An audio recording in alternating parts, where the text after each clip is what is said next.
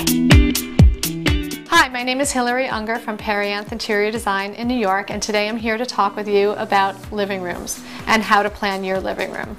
I just want to give you a couple of tips on where to start. The first thing you should think about is what function you want to have in your living room. Do you want to have a play space for your children? Do you want to watch TV? Or you're going to be entertaining a lot with guests and so on? So those are the things that you should consider. Also, if you want to have a workspace in your living room and so on. So once you know what functions you have, then you can think about what furniture you need and where to place it. Sometimes it's very obvious that you should place the furniture, the sofa, which is typically the main piece of furniture in most living rooms. And don't feel bad that you're not doing something really, crazy or outlandish. Sometimes it's just obvious and you don't want to recreate the wheel. So you put the sofa in the most obvious and comfortable place for you. And then you create the room around that. This is an example of a living room that has some traditional elements to it. There's a built-in bookcase you need to think about also. Do you have a lot of books that you need to store and display? Do you have artwork? Do you have decorative elements that you need to put out? So that would determine whether or not you need to have bookcases. In this living room, there's a lot of pop color, and it creates a very warm and inviting feeling to it. You have to determine if you like a lot of color or do you like muted natural colors. So think about those things when you're designing. This is the other side of that living room. Here is a sofa that has two tones to it. The body is upholstered in one fabric and the cushions are upholstered in another. It's not a standard type of configuration. You may be able to find it at your local furniture store or be able to specify it. If you work with a designer, you definitely could have that look if you like it. Or you can even talk to your local furniture store about creating that. And what that does is it just gives interest to a large piece in the room. Just creates a little more dimension.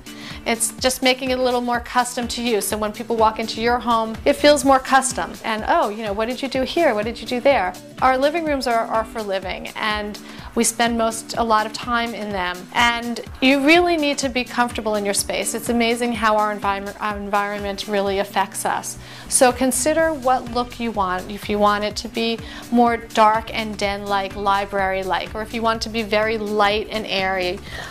Some people want to create more of a theme. This has kind of a Caribbean element to it. There's grass cloth on the walls, beautiful rich velvet, chocolate velvet sofas, antique wooden coffee table. This creates a feeling. So when you're thinking about planning your living room, look in magazines, look in books, and see what different pictures evoke different feelings for you. And the ones that you like, you should study those pictures a little bit more and see what about it you like. And bring those elements into it, whether it's a paint color, whether it's a wood material, whether it's a fabric or a style of a furniture. This is another living room. It's really a small space. So depending on where you live, you can incorporate different concepts in your living room. An interesting feature in this room is that there are these little ghost chairs, which you can just buy on the internet. Lucite ghost chairs, you can search around.